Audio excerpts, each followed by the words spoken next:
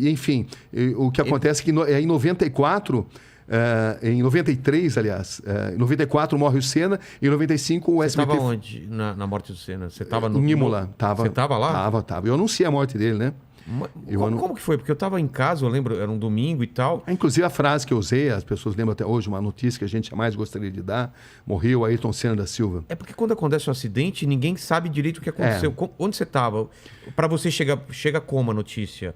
Olha, alguém está em campo? Aquele fim de semana, foi um fim de semana... Isso, eu vou tentar resumir aqui, isso é um dos capítulos do livro, né? Mas enfim, foi o fim de semana mais diferente, mais nefasto de toda a história da Fórmula 1, porque na sexta-feira você teve o acidente do Roland Ratzenberger. Exatamente. Aliás, desculpe, na sexta-feira você teve o acidente do Rubens Barrichello. Ah, esse eu não sabia. Na sexta-feira você teve o acidente do Rubens Barrichello, um acidente extremamente grave.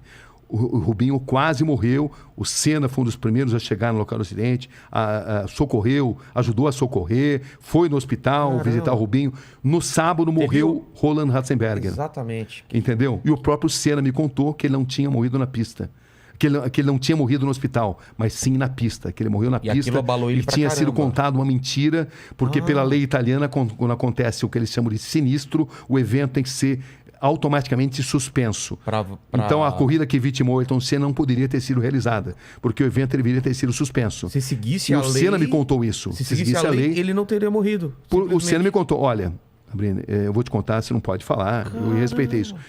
O Ratzenberger morreu na pista, não morreu no hospital, mas está sendo divulgado que morreu no hospital para possibilitar a realização do evento. O Senna não queria correr, estava muito abalado, porque ele se sentia sob pressão, pela falta de segurança dos carros da Fórmula 1 naquela época, pelo fato de ele ter lutado muito para ir para o Williams, e quando ele chega na Williams ele encontra um carro totalmente desequilibrado, e era difícil explicar para o público que o carro que no ano anterior tinha suspensão ativa e que nadava de braçada em relação aos concorrentes, era um carro pior que o do Schumacher, cuja Benetton estava burlando o regulamento.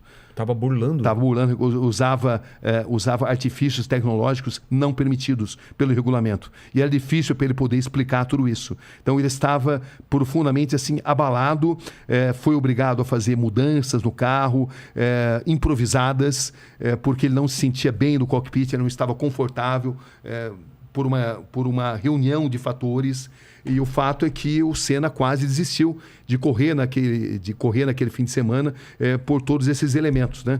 Então, ele chega a falar com outros pilotos, faz alguma reunião? Chega a falar, eles chegam a se reunir, mas aí, por uma questão contratual, decidem correr.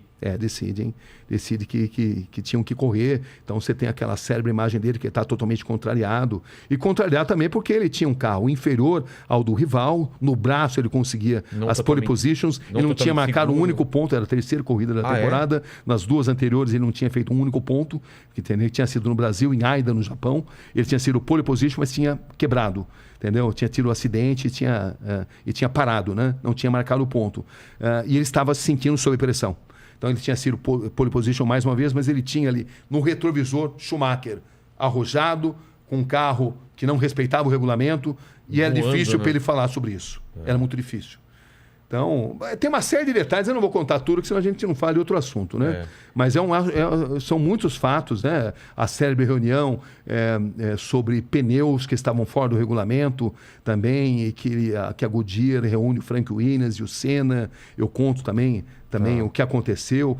O fato é que a cabeça do Senna estava muito abalada, porque uma gambiarra tinha sido feita no carro, porque o carro era inferior e porque essa sucessão de acidentes tinha mexido com o emocional dele, né? O acidente gravíssimo do Rubinho, que por um triz não morreu na sexta, o acidente fatal do Roland Ratzenberger, enfim, era um piloto muito diferente daquele que a gente estava acostumado a ver e sob imensa pressão de vencer. Total. Porque patrocinadores pressionavam, a torcida pressionava, o mundo pressionava, porque ele era o melhor piloto. E ele não sabia como explicar, como falar para a opinião pública a situação que ele estava vivendo. Como é que ele vai explicar com um carro que no ano passado não dava nem graça, né?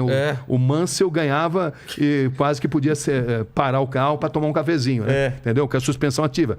Pareciam duas fórmulas diferentes, né? A fórmula da Williams, com a suspensão ativa, que depois tinha sido proibida, né? Foi proibida. Quando foi proibido, o regulamento mudou.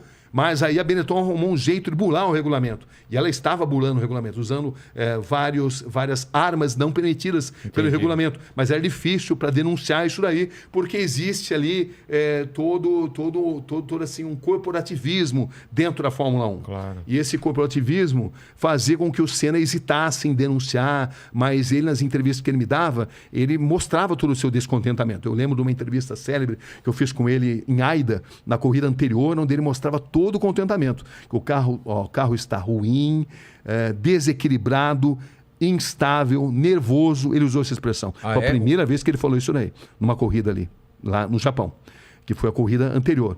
Então, era todo esse contexto que existia ali, né?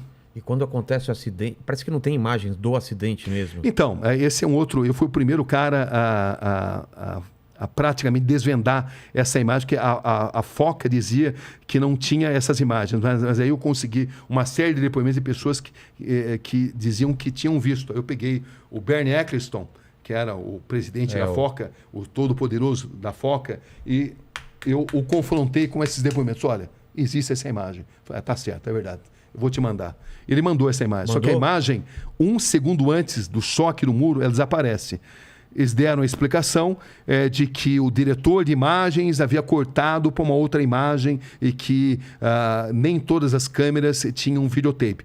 Muita gente não acredita nisso, o establishment estranho, né? Não acredita, da mesma forma que muitos pilotos afirmam textualmente que o Senna morreu na pista. O Nicola Larini, por exemplo, agora quando fez 20 anos da morte, me deu uma entrevista histórica, muito importante também, onde ele afirma textualmente que, por tudo que ele sabe, o Senna morreu na pista e que isso não pôde ter sido divulgado exatamente por as razões que eu mencionei aí, né? E que a corrida teria que ter sido paralisada e também havia um protecionismo ali para o Williams. A Williams não teve culpa da morte do Senna. O Senna sabia dos riscos que ele corria, mas digamos que haveria um risco maior se esses fatos aparecessem, né? Então, o establishment da Fórmula 1 se protege, um protege a do outro para evitar que determinados fatos apareçam. E eu, nessa fase, eu trabalhei muito nas investigações. Essa imagem eu fui o primeiro a mostrar, como fui o primeiro a mostrar a imagem do capacete do Senna, que ninguém mostrava também. Enfim, essa... Um parafuso...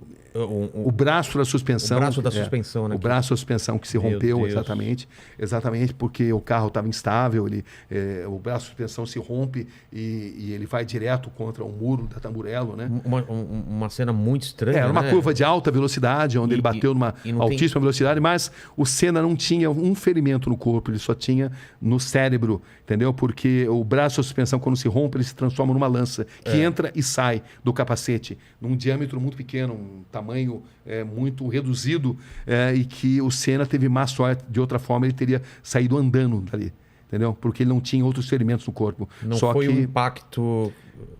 O que se acredita é que o fato do braço da suspensão ter se rompido, ele se transformou numa lança que entra e sai do capacete, num pequeno orifício muito pequeno, eu vi ali. E essa imagem do capacete, que também não era revelada, que eu fiquei, como eu te falei, muito tempo ali investigando isso, mostrando isso.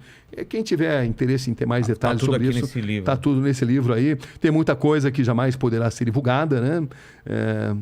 Como também tem a história do cara que filmou lá o corpo do Ayrton Senna no Instituto Médico Legal e tentou vender e foi repudiado. Claro. Você não pode mostrar uma imagem dessa. O que vai se ganhar com isso? Nada. Não. Então, né? Mas enfim, mas tem todo tipo de história. E o que eu digo para vocês até hoje é que todos os momentos que eu falo de Ayrton Senna, eu rendo as minhas homenagens, porque eu aprendi muito com ele.